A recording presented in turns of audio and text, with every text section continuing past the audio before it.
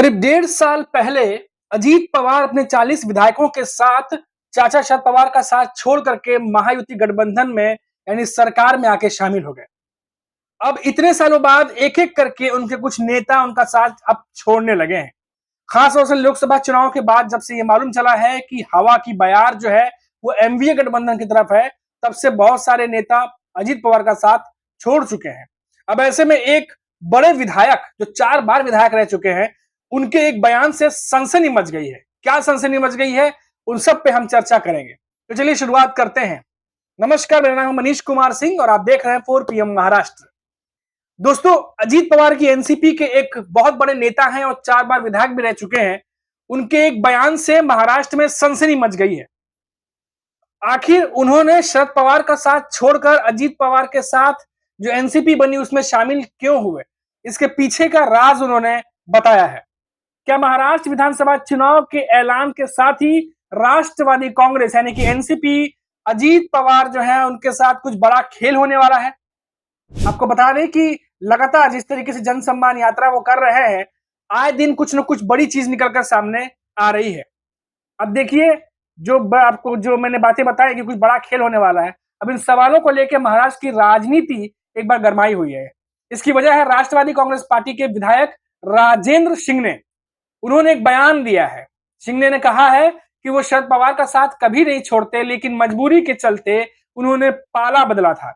शिंगणे ने कहा कि शरद पवार उनके अभी भी नेता हैं। इस बयान के बाद एनसीपी के दोनों धड़ों की राजनीति काफी गरमाई हुई है।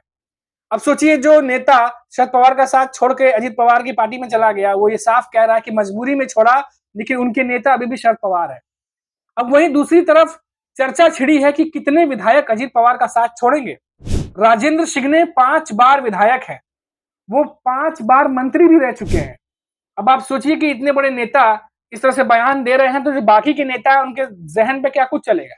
राजेंद्र शिंगणे ने वर्धा में एक कार्यक्रम में एनसीपी, जो शरद पवार की एनसीपी है, उनके साथ में मंच साझा किया। इसके बाद शिंगणे ने मीडिया से बातचीत में कहा कि उन्होंने शरद पवार का हमेशा सम्मान किया है। शिंगणे ने बुल्ढाना जिले के सिंदखेड़ा राजा सीट से विधायक है और शिंगणे ने कहा कि उन्होंने 3 दशक तक पवार के नेतृत्व में काम किया है, वो हमेशा उनके कर्जदार रहेंगे। शिंगणे ने अजीत पवार के साथ जाने के पीछे की मजबूरी का भी खुलासा किया है।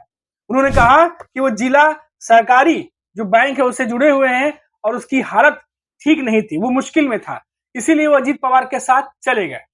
आगे क्या कुछ कह रहे हैं देखिए। शिंगणे कहते हैं कि मैं मानता हूं कि पवार साहब मेरे राजनीतिक जीवन में बड़ी भूमिका निभाई है और मैं उनका ऋणी हूं। मेरा जिला सहकारी बैंक संकट में पड़ गया और मैं मजबूरी में अजीत पवार गुट में शामिल हो गया।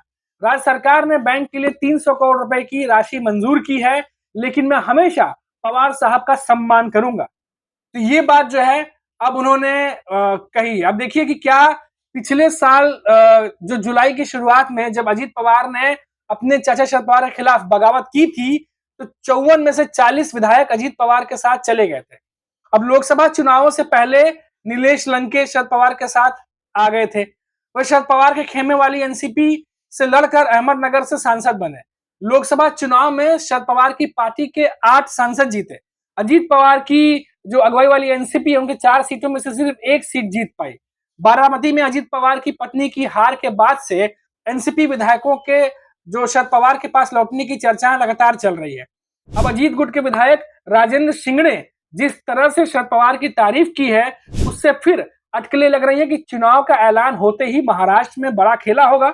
शिंगणे ने कहा कि मैं आज भी उन्हें जो है अपना नेता मानता हूं और मैंने अपने भाषणों में सार्वजनिक रूप से कहा है कि वो महाराष्ट्र के एक जन नेता है और भविष्य में भी पवार साहब का नेतृत्व राज्य और देश के लिए जो है वो लीडरशिप की तरह होगा, एक गाइड करने वाला होगा।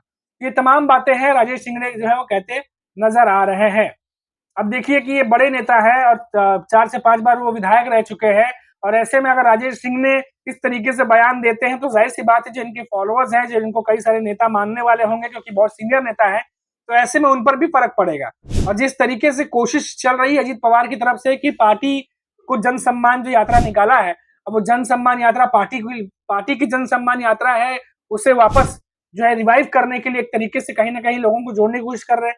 वही खुद के नेता जो है वो ऐसा लग रहा है कि कहीं ना कहीं साथ छोड़ने का मूड जो है वो बनाते नजर आ रहे हैं, क्योंकि पीछे हमने देखा कि पिछले 1-1.5 महीने में बहुत सारे नेता अजीत पवार का साथ छोड़कर शरद पवार के साथ चले गए। और ऐसे में जब इतने बड़े नेता राजेश शिंदे ने मंच साझा किया है और साथ ही साथ शरद पवार की तारीफ की है, तो इससे भी अटकलें तेज हो गई हैं कि क्या आने वाले दिनों में राजेश शिंदे शरद पवार का हाथ थामेंगे और क्या वो शरद पवार के एनसीपी के साथ चले जाएंगे। अगर ऐसा होता है तो ये अजीत पवार के लिए एक बहुत बड़ा झटका होगा। अभी के लिए फिलहाल इतना ही, फिर लौटेंगे तो बात करेंगे महाराष्ट्र की किसी बड़ी खबर पर। तब तक आप देखते रहिए 4 PM महाराष्ट्र और मुझे इजाजत दीजिए। नमस्कार।